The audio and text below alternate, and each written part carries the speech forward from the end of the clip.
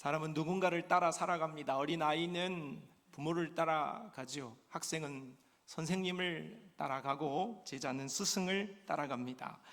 내가 모든 것을 알고 있다면 굳이 따라갈 필요가 없습니다. 내가 앞장서 가면 될 일이지요. 하지만 길을 모르기 때문에, 방법을 잘 알지 못하기 때문에 나보다 더 잘 아는 사람을 앞서 가는 그 사람을 신뢰하며 따라가는 것입니다.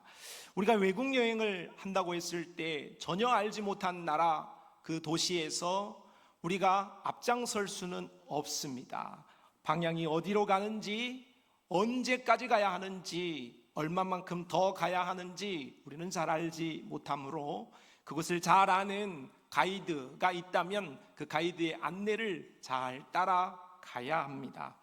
오늘 본문의 이삭이 그러했습니다. 이삭은 왜 자신이 모리아 산으로 가야 했는지, 그 산에서 무슨 일이 일어날지 알지 못했습니다. 하지만 아버지 아브라함의 가이드를 따라 나무를 지고 산에 오르며 죽음의 자리까지 가게 되었습니다. 오늘 본문은 아버지 아브라함을 따른 이삭 이야기와 동시에 하나님 아버지를 따른 예수 그리스도의 이야기가 묶여있는 아주 중요한 성경의 본문이 되겠습니다.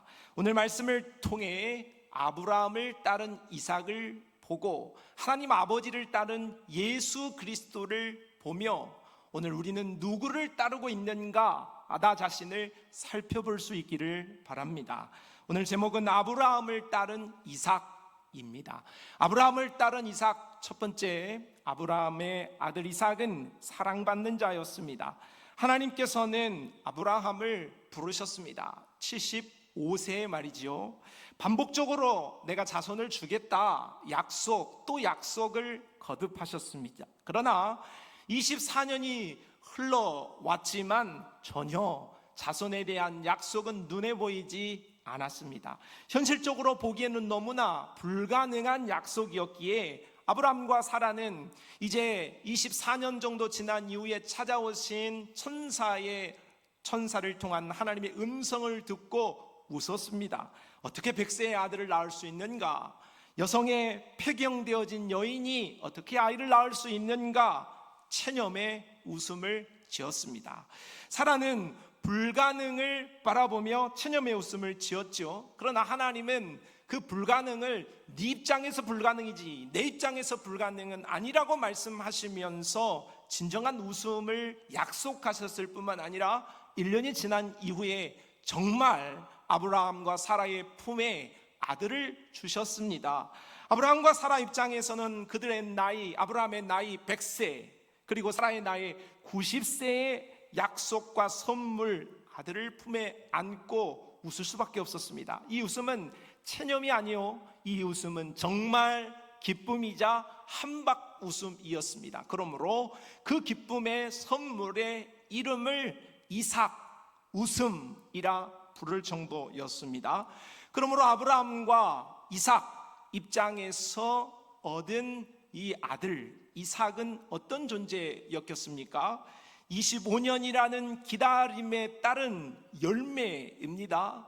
그리고 25년 동안 기도에 대한 응답이지요. 또 하나님이 찾아오셔서 그토록 약속하셨던 약속의 성취라고 할 수 있으므로 오늘 자신들이 안았던 이삭은 아브라함과 사라 입장에서 볼 때에는 정말로 옥동자가 아닐 수 없고 금지옥엽이 아닐 수 없습니다. 아니, 이 땅에 어떤 말로도 치환할 수 없을 만큼의 가치였다고 하겠습니다. 하나님은 아브라함의 아들을 향한 마음을 잘 아셨습니다. 그래서 2절에 이렇게 말하죠. 여호와께서 이르시되 네 아들 네 사랑하는 독자 이삭을 데리고, 자, 아브라함에게서의 이삭의 의미를 하나님은 잘 아셨기 때문에 오늘 히브리 본문에는 이 짧은 말씀을 세 단어로 끊어 이야기하고 있습니다. 아브라함에게 이삭은 네 아들이라는 것입니다. 그냥 아들 아닙니다. 네 아들입니다. 이스마엘이 아닙니다. 엘리에셀이 아닙니다. 이삭입니다. 몸을 통하여서 낳은 진짜 아들이란 뜻이죠. 네 사랑하는 아들이라고 했습니다. 말로 다 할 수 없습니다.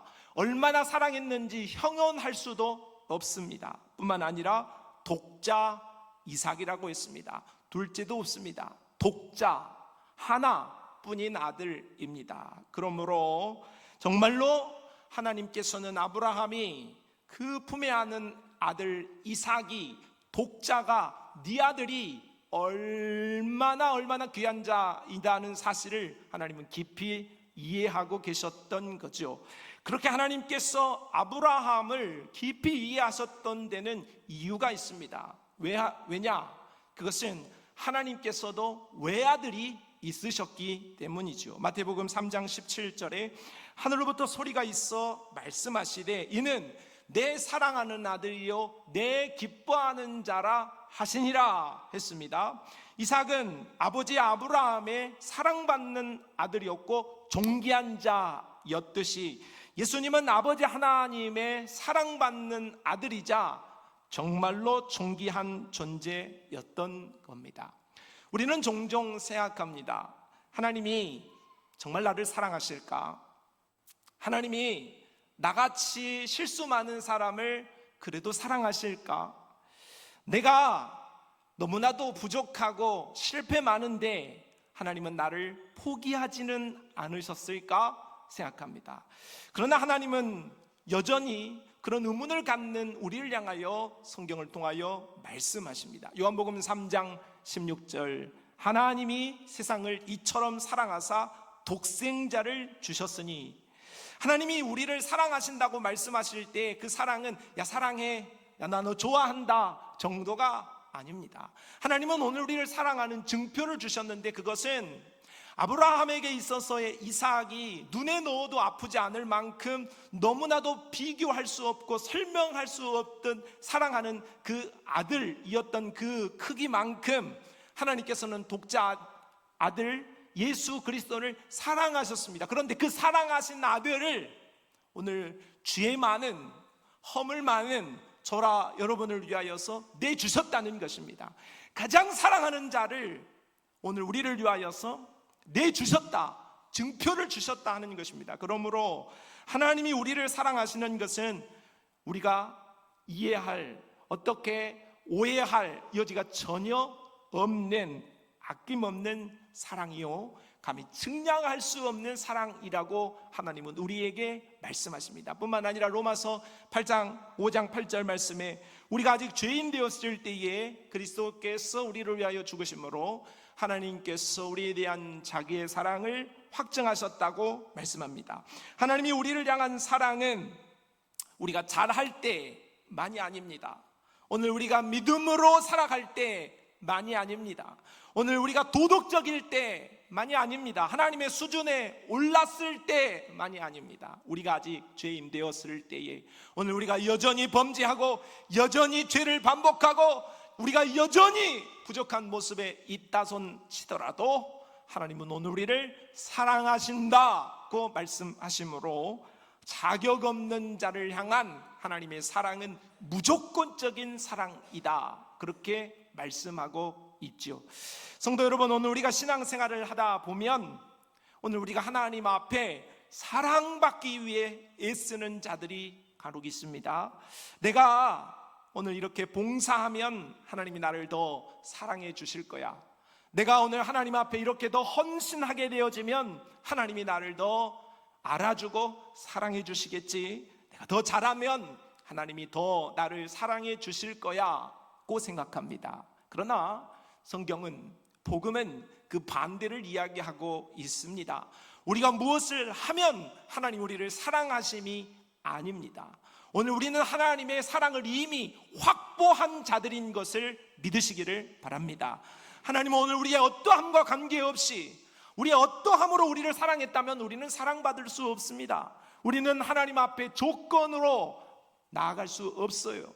하나님의 일방적인 아가페의 사랑으로 하나님 우리를 찾아오신 거지 오늘 우리가 하나님을 향하여 나아갈 수 있을 만한 어떠한 의나 선이 없는 거예요. 하나님은 일방적으로 무조건적으로 우리를 극한의 사랑을 보여주신 것입니다. 그러므로 오늘 우리는 이미 사랑받은 자가 되었지요. 그러므로 오늘 우리가 사랑받은 자 되었기에 그 사랑에 감격하여 하나님을 위해 일하고 그 사랑을 받았기에 하나님을 위해 오늘 이 자리에 예배하며 오늘 우리가 하나님을 섬기는 자리에, 헌신의 자리에 나아갈 수 있습니다.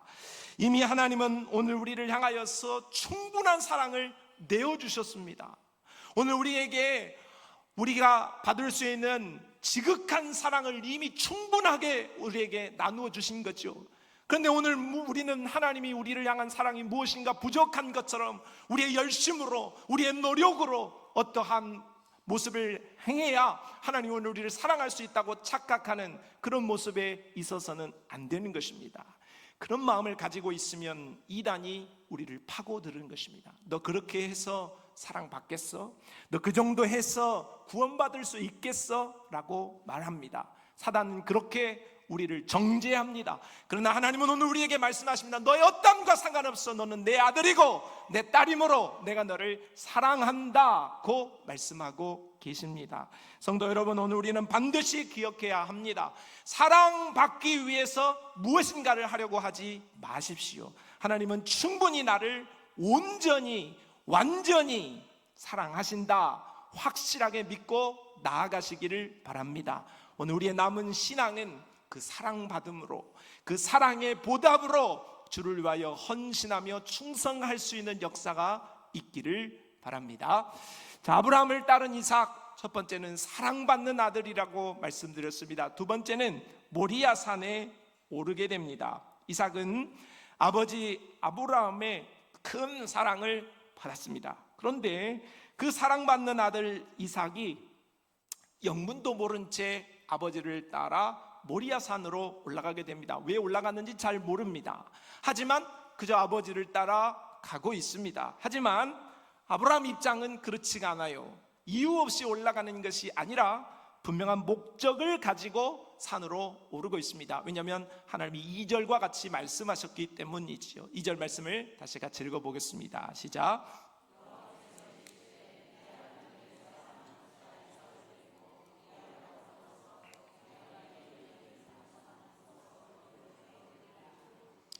자, 아브라함은 하나님의 말씀이 임하였을 때 하나님이 하신 말씀이 좀 모순처럼 들렸을 수 있겠습니다. 왜냐, 하나님은 이제까지 줄곧 아브라함에게 말씀하시는 말씀은 약속의 땅을 향하여 가라, 그리고 내가 후손을 하늘의 별처럼 바다의 모래처럼 풍성하게 주겠다, 그렇게 자손에 대하여서 말씀하셨죠.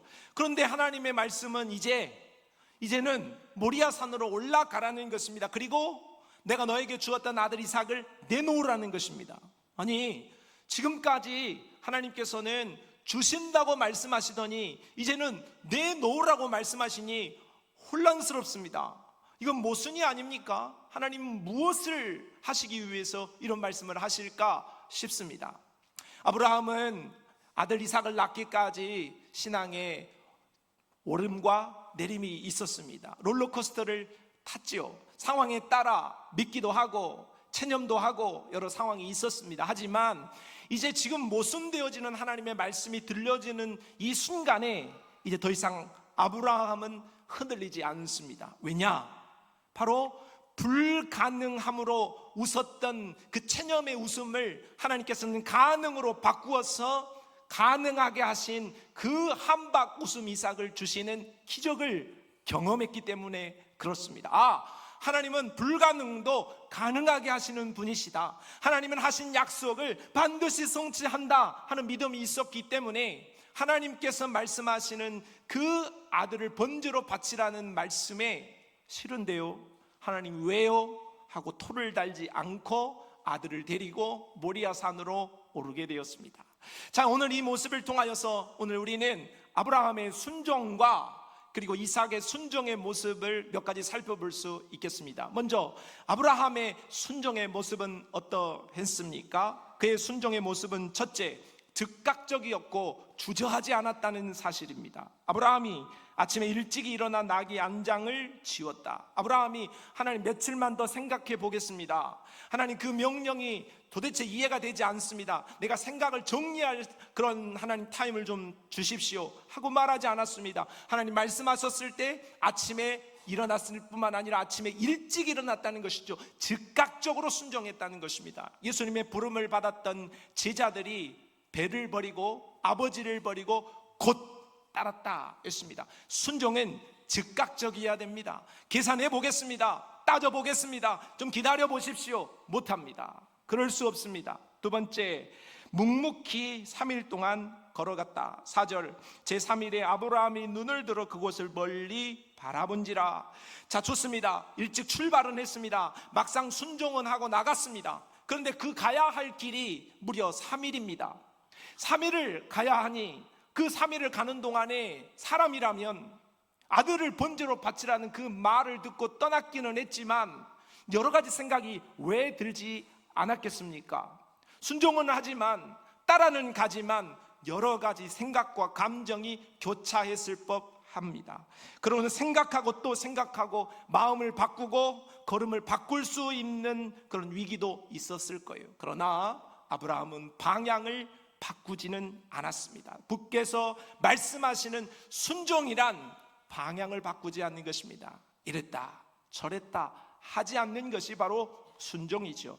세 번째, 인간적인 감정을 뛰어넘는 단호함을 가졌습니다. 이삭이 그 아버지 아브라함에게 말하여 이르되 내 아버지여. 이 음성을 여러분 상상해 보십시오. 자신에게 있어서 이삭입니다. 눈에 넣어도 아프지 않을 뿐만 아니라 무엇으로도 바꿀 수 없습니다. 차라리 아브라함을 번제로 바꾸라면, 아브라함이 아들을 바치라고 한다면 차라리 내가 죽으면 죽었지 아들 드리기 어렵습니다. 그런 아들과 함께 묵묵히 모리아 산으로 하나님의 명령을 따라 올라가고 있을 때에 아들이 말합니다. 아버지, 아버지라고 그 아들이, 그 어린 아들이 자신의 이름을 불렀을 때에 아브라함의 마음이 어떠했습니까? 흔들릴 수 있었겠죠. 아, 아들이 나를 부르네, 아들이 나를 부르구나. 그때 아브라함은 단호하게 8절과 같이 대답합니다. 아브라함이 이르되 내 아들 번제할 어린 양은 하나님이 자기를 위하여 친히 준비하시리라 하고 두 사람이 함께 나아갔다. 아브라함의 마음은 쏟아질 것 같은 눈물이었을 수 있겠고 찢어질 듯한 가슴을 부여잡는 일일 수도 있었겠습니다. 아브라함은 그러나 오늘 두 가지 중에 하나를 택이리야 했습니다. 하나님이 하신 그 말씀에 순종할 것인가, 아니면 내 피부치, 내 목숨과도, 아니 내 목숨보다도 더 귀한 내가 너무나도 아끼고 사랑하는 아들을 선택할 것인가. 하나님이냐 아들 이삭이냐, 둘 중에 하나를 선택해야만 하는 것이 순종입니다. 순종은 그저 쉽게 되어지는 것이 아니라 내게 무엇이 더 소중한가, 하나님이 소중한가 아니면 다른 것이 소중한가를 택일해야만 하는 아주 중요한 선택의 결과라고도 말을 할 수 있겠습니다. 아브라함은 아들을 선택하지 않았습니다. 사람과의 관계나 사람과 내가 더 사랑하는 것을 선택하지 않았습니다. 하나님을 선택했습니다. 그러므로 이것이 진정한 순종이었어요. 네 번째 순종의 모습은 머뭇거림 없는 최종적인 순종이었습니다. 자, 9절로 10절 같이 읽어봅시다. 시작.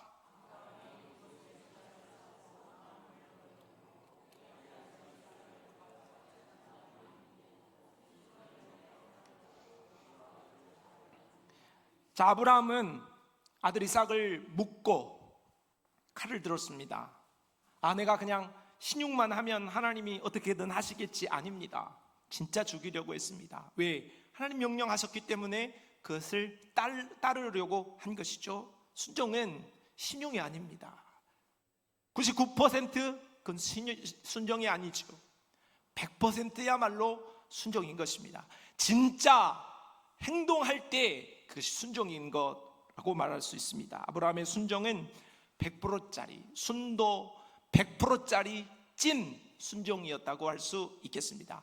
그래서 오늘 아브라함의 순종을 정리한다면, 아브라함의 순종은 하나님이 말씀하시자 곧장 움직이는 즉각성을 띄었고, 말씀을 따르다가 흔들리지 않는 지속성을 가졌고, 말씀을 실제로 따르는 실천성을 가졌다고 평가할 수 있으므로, 오늘 아브라함의 순종은 정말로 하나님을 사랑하고 정말로 하나님을 의지하는 살아있는 믿음의 표본이었다 할 수 있습니다. 오늘 우리도 아브라함과 같은 순종을 하나님 앞에 드리시기를 바랍니다.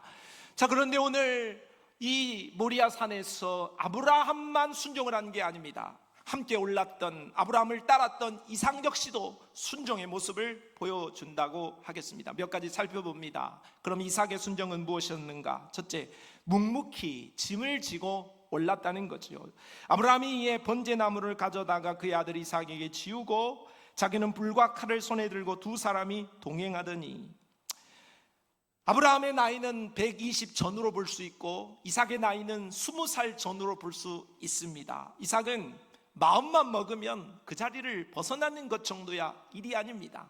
그렇지만은 아무 말 하지 않고 아브라함이 가자 한 곳에 계속해서 3일 길을 올라왔을 뿐만 아니라 모리아 산을 향하여서 계속해서 묵묵히 걸어갔습니다. 순종은 묵묵함으로 계속해서 걸어가는 길이지요.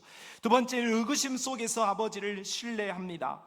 이삭은 번제를 드리러 올라가는 중에 번제에 필요할 제물이 없음을 깨닫고 아버지에게 묻습니다. 7절에 이삭이 이르되 불과 나무는 있거니와 번제할 어린 양은 어디에 있습니까? 그러자 아브라함이 8절과 같이 대답하지요. 같이 읽어봅시다. 시작. 아브라함이 이르되 내 아들아, 번제할 어린 양은 하나님이 자기를 위하여 친히 준비하시리라 하고 두 사람이 함께 나아가서, 아브라함이 이삭에게 해준 대답의 내용이 시원치 않습니다. 번제를 드려야 되는데 번제가 어디 있습니까? 그렇게 물을 때 저 산에 내가 묶어놨어 라든지, 아니면 야 가서 돈 주고 사면 돼 라든지, 많은 답을 해줄 수 있을 텐데 그렇게 하지 않고 하나님이 준비하실 거야, 참 모호한 대답을 합니다. 하지만 오늘 이삭은 그에 대하여서 확실한 대답을 듣지 못했지만 더 이상 묻지는 않습니다. 왜 묻지 않고 계속해서 그 길을 갈 수 있었을까? 그것은 아버지 아브라함을 신뢰했기 때문이죠. 저 정도 대답하시지만 내가 지금 확 이해는 안 되지만 무슨 계획이 있으시겠지 하고 아버지를 신뢰함으로 그는 순종할 수 있었습니다. 세 번째는 저항하지 않는 자발적인 복종이었습니다. 9절, 아브라함이 그 속에 제단을 쌓고 나무를 버려놓고 그의 아들 이삭을 결박하여 제단 나무 위에 놓고. 자, 이삭은 아버지 아브라함이 자신을 묶을 때 전에 물었던 대답에 대한 이해를 할 수 있었습니다. 아버지가 여호와께서 준비하신다고 에둘러 표현하셨던 말의 의미가 나구나, 나 오늘 묶이고 나 오늘 죽는구나, 그렇게 생각했습니다. 그렇지만은 방금도 말씀드렸던 것과 같이 아브라함은 노인 중에 노인이고 이삭은 청년 중에 청년입니다. 힘을 겨룬다면 비교할 수 없이 이삭에게 우위가 있죠. 그러므로 자기가 묶여 있는 것이 묶인 게 아닙니다. 얼마든지 풀 수 있고 얼마든지 도망칠 수 있었습니다. 하지만 이삭은 아브라함이 자신을 묶었을 때에 저항하지 않습니다. 반항하지 않습니다. 자발적으로 그 묶임을 그대로 유지한 채 아버지 하실 일을 하십시오 하고 자신의 목숨을 내어놓습니다. 여러분, 아브라함의 순종이 행함이 있는 멋진 순종이었다고 평가한다면 이삭의 순종은 자신의 권리뿐만 아니라 생명까지 내어놓는 비교할 수 없는 멋진 순종이었다, 그렇게 평가할 수가 있겠습니다. 성도 여러분, 그러므로 모리아 산에서는 오늘 세 가지 순종의 모습이 우리에게 보여지고 있습니다.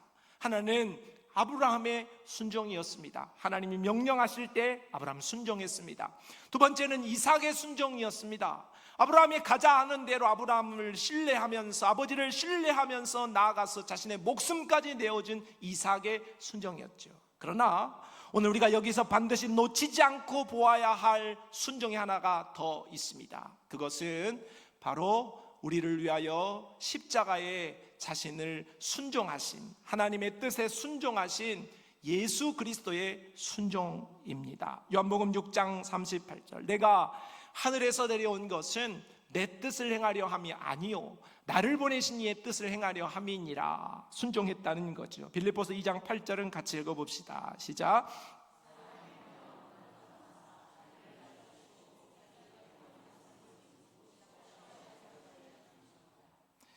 오늘 이삭은 장차 오실 예수님을 잘 보여준다고 할 수가 있겠습니다. 이삭은 나무를 지고 모리아산에 올랐지만 예수님은 십자가를 지고 갈보리 산에 오르셨습니다. 이삭은 자신을 제물로 드렸지만 예수님은 자신의 육체를 제물로, 산제물로 드렸습니다. 결정적인 차이가 있다면 이삭은 진짜 죽지는 않고 그 산에서 내려왔습니다. 왜? 순양이 대신했기 때문이죠. 하지만 이삭은, 예수님은 바로 자신이 그 십자가에 달려 죽어서 내려오셨다 하는 것입니다. 성도 여러분, 생각해보면 이삭은 참 이상한 순종을 했습니다. 아브라함이 가자고 하니 갑니다. 짐을 지라고 하니 집니다. 묶이라고 하니 묶입니다. 질문을 던졌지만 대답을 시원찮게 들었습니다. 그렇지만은 그 모든 순간에도 불구하고 아브라함을 끝까지 따라갑니다. 죽음의 순간까지 따라갔다 하는 것이죠. 그 이유는 설명드린 바와 같이 아버지 아브라함에 대한 신뢰가 있었기 때문이라고 평가할 수 있습니다. 믿음이란 모든 것을 이해하는 것이 아닙니다. 믿음이란 이해가 되지 않지만 순종하는 것이다 하고 오늘 우리에게 교훈합니다. 오늘 우리는 누구를 따라 살고 있고 무엇을 신뢰하고 계십니까? 세상이나 욕심, 내 생각이나 감정이 나를 이끌어가고 나를 주도하는 것입니까? 아니면 하나님의 말씀과 하나님이 나를 주도하고 있습니까? 오늘 우리의 삶에는 각자의 모리아산이 있을 수 있겠습니다. 해결되어지지 않는 문제, 오늘 우리에게 있는 사명, 오늘 우리에게 있는 자녀, 오늘 우리에게 있는 건강, 오늘 우리에게 있는 경제, 오늘 우리에게 있는 수만 가지의 모리아산이 있을 수 있습니다. 그때 오늘 우리는 하나님께 묻습니다. 하나님, 왜 안 되는 겁니까? 하나님, 무엇이 문제인 겁니까? 어떻게 해야 하는 것입니까? 제발 계시다고 한다면 설명이라도 해주십시오. 하나님의 뜻이 있다면 밝히 그것에 대해서 가르쳐 주십시오 하고 우리는 하나님께 질문합니다. 하지만 하나님은 우리에게 매사 설명하지 않습니다. 아브라함과 이삭에게 모리아산 사건, 이해할 수 없는 일이었지만 내가 이런 이유 때문에 이렇게 한다 하고 설명한 바 없습니다. 설명하지 않았지만 하나님은 진행하고 계셨습니다. 왜냐? 당신의 뜻이 계셨기 때문인 것이죠. 오늘 우리는 우리의 삶에, 우리의 모리아산에 설 때에 오늘 우리는 다 이해할 수 없고 다 알 수 없습니다. 그렇지만 이해할 수 없는 상황, 모리아산에 선 우리도 알 수 있는 것이 있습니다. 그것은 하나님은 실수하지 않으시고 하나님은 신실하시다는 사실입니다.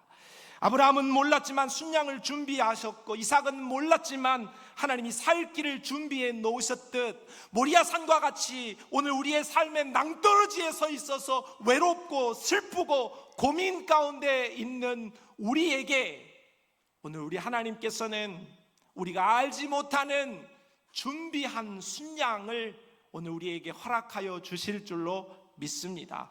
그러므로 성도 여러분, 앞이 보이지 않아도 주님을 신뢰하시기 바랍니다. 설명이 굳이 없어도 하나님을 신뢰하고 그분을 의지하며 나아가시기를 바랍니다. 이해되지 않아도, 내 머릿속으로는 도저히 납득이 되지 않아도 하나님께 순종하며 나아가시기를 바랍니다. 아브라함을 따른 이삭처럼 그리고 하나님 아버지를 따른 예수처럼 그렇게 따라 나아가는 것이 믿음이니 믿음대로 응답하시고 은혜를 베풀어 주실 줄로 믿습니다. 자, 아브라함을 따른 이삭 세 번째, 대신 살아난 이삭입니다. 자, 아브라함이 순종하여, 이삭이 순종하여 이제 남은 일은 칼로 그를 찔러 번제하는 일입니다. 10절, 손을 내밀어 칼을 잡고 그의 아들을 잡으려 하니 이제 정말 죽을 일만 남았습니다. 그런데 바로 그때 하나님이 개입하십니다. 여호와의 사자가 하늘에서부터 아브라함을 불러 이르시되 아브라함아, 아브라함아. 제가 자주 말씀드리지만 여기서 아브라함아, 아브라함아 이렇게 불렀으면 이삭은 갔습니다. 급하게 불러야 되고 큰 소리로 불러야겠죠. 어떻게 해요? 아브라함아, 아브라함아. 하나님께서 개입하셨습니다. 하나님은 오늘 이 모든 사건 앞에 설명은 굳이 하지 않으셨지만은 1절에 시작하며 아브라함을 시험하시기 위함이라고 말씀하셨습니다. 아브라함의 믿음을 깎아내리고 아브라함을 나락으로 보내기 위함이 아니라 아브라함의 믿음을 올리고 아브라함의 믿음을 오늘 우리에게 본으로 보여주기 위하여서 이 일을 오늘 구성하셨다 하는 것이죠. 14절에 아브라함이 그 땅 이름을 여호와 이레라 하였다. 하나님이 준비하신다 하는 거죠. 아브라함은 자신의 눈으로 순양을 보기 전부터 하나님이, 내가 잘 알지 못하지만 어렴풋이 생각이 되지만 하나님이 어떻게 나를 위하여서 준비하실까에 대한 기대가 있었던 것입니다. 그 기대가 없었다면 오를 수 없었겠지요. 13절, 아브라함이 눈을 들어 살펴본즉 한 순양이 뒤에 있는데, 그러므로 이 준비된 순양은 이삭을 대신하여 죽었습니다. 여호와 이레로 준비된 순양이 이삭을 대신하여서 죽어야 하나님이 말씀하신 번제가 완성되어질 수 있었다는 것이죠. 반대로 말하면 이삭은 순양 덕분에 목숨을 건진 것입니다. 이것이 바로 대속입니다. 이 사건은 장차 오실 예수 그리스도를 잘 보여줍니다. 모리아산에서 이삭이 대신 이삭 대신 순양이 희생하였던 것처럼 골고다 언덕에서 우리 대신 예수님이 희생하실 것을 말씀하는 거죠. 고린도후서 5장 21절에 하나님이 죄를 알지도 못하신 이를 우리를 대신하여 죄로 삼으신 것은 우리로 하여금 그 안에서, 예수 안에서 하나님의 의가 되게 하려 하심이라. 베드로전서 3장 18절은 같이 읽어봅시다. 시작. 그리스도께서도 단번에 죄를 위하여 죽으사 의인으로서 불의한 자를 대신하셨으니 이는 우리를 하나님 앞으로 인도하려 하심이라. 이삭은 죽었지만 다시 살아났습니다. 우리 역시 죄로 말미암아 죽었지만 예수 그리스도의 십자가 죽으심으로 살아나게 되어진 줄로 믿습니다. 이것이 복음이요, 이것이 우리의 생명입니다.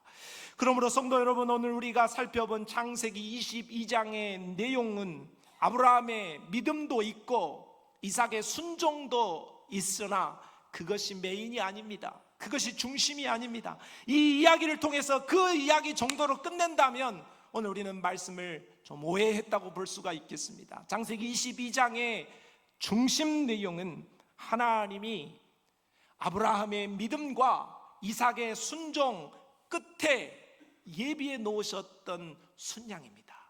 여호와 이레로 예비해 놓았던 순양, 바로 예수 그리스도가 이 본문의 중심이요 주인공이라고 볼 수가 있는 것이죠. 우리는 이삭처럼 이미 죽었던 사람들입니다. 하지만 이삭 대신 순양, 나 대신 십자가로 우리는 다시 살게 되었습니다. 우리는 살아가야 할 이유가 있어서 사는 것이 아니라 예수님 때문에 사는 사람들입니다. 그래서 신앙은 내가 무엇을 했는가가 중요한 게 아니고 예수님의 나를 위해서 무엇을 했느냐가 중요하고 그것이 우리의 신앙의 기초라고 할 수 있습니다. 허무한 세상이고 힘겨운 세상입니다. 오늘 우리가 이 땅을 돈을 많이 얻기 위해서 살고 명예를 얻기 위해서 살고 더 잘 살기 위해서 삽니다. 하지만 오늘 우리의 인생은 한계가 있습니다. 끝이 있다는 거예요. 그러므로 이 땅을 살며 교만할 이유도 없고 너무 의기소침할 이유도 없는 것입니다. 그럼 오늘 우리 세상을 향한 이 힘든 세상을 살아가는 우리에게 정말로 어떨 때는 우울하기도 하고, 어떨 때는 공포감이 들기도 하고, 어쩔 때는 좌절되기도 하고, 비교감이 들기도 하고, 너무나도 힘겨워서 눈물을 삼키며 살아가는 오늘 우리에게 너는 왜 사냐? 너는 무엇 때문에 사냐? 삶의 이유가 무엇이냐? 그렇게 묻는다면 여러분은 무엇이라고 대답하겠습니까? 난 남편 때문에 살지, 나는 내 아내 때문에, 난 내 자식 때문에, 난 내 손주들 때문에 살지. 그건 어리석은 대답입니다. 그렇지 않습니다. 오늘 우리가 살아가야 할 이유를 하나님께서 묻는다면, 누군가가 나에게 묻는다면 난 오늘 이렇게 대답해야 합니다. 나 예수 때문에 살지. 오늘 우리의 삶의 이유는 내가 아닙니다. 오늘 우리의 삶의 이유는 내 가정이나 내 이웃이 아니올시다. 오늘 우리의 삶의 유일하고도 진정한 이유는 예수 때문임을 믿으시기를 바랍니다. 그 예수가 여러분을 살게 했고, 그 예수로 우리가 살아가는 것이 믿음임을 잊지 않는 성도들이 다 되시기를 바랍니다. 성도 여러분, 오늘 이삭은 아버지 아브라함을 따라갔습니다. 그러나 그 길 끝에서 이삭을 살린 것은 이삭의 순종이 아니었습니다. 아브라함의 믿음이 아니었습니다. 바로 준비되어진 여호와 이레의 순양 예수 그리스도였습니다. 우리도 마찬가지입니다. 오늘 우리가 주님을 따르고, 오늘 우리가 세상에서 열심히 땀을 흘려 살아가고 있지만, 결국 우리가 사는 것은 오늘 우리의 순종이나 오늘 우리의 어떠함이 아니라, 오늘 우리의 사는 가장 중요한 이유는 예수 그리스도, 그분 때문입니다. 그러므로 오늘 우리는 예수 그리스도께서 나를 사랑하신다는 사실을 잊지 마시고 의심하지 마시기를 바랍니다. 노력하지 않아도 나는 충분히 하나님에게, 예수님에게 사랑받는 존재라는 자존감을 가지고 이 땅을 사시기를 바랍니다. 예수님이 오늘 우리에게 다 이해가 되지 않죠. 예수님을 어떻게 다 이해할 수 있습니까? 하나님을 이 조그만한 머리로, 이 미련한 머리로 어떻게 다 이해할 수 있다는 말입니까? 크신 하나님 다 이해되지 않아요. 그래도 그분을 신뢰하며 순종하며 따라가시기를 바랍니다. 우리의 삶의 이유는 내가 아니에요. 오늘 우리의 삶의 이유는 내 직장이 아닙니다. 오늘 우리의 삶의 이유는 내 가족이 아닙니다. 그건 다 사라지고 없어지는 거예요. 오늘 우리의 삶의 이유는 예수 그리스도, 나의 구원자 있음을 굳게 믿고 나아가시기를 바랍니다. 오늘 우리는 아브라함을 따른 이삭처럼, 하나님 아버지를 따른 예수 그리스도처럼 오늘 신실하게 하나님만 따라가고, 예수만 따라가고, 말씀만 따라가는 복된 하나님의 사람들, 천국의 성도들이 다 되시기를 바랍니다.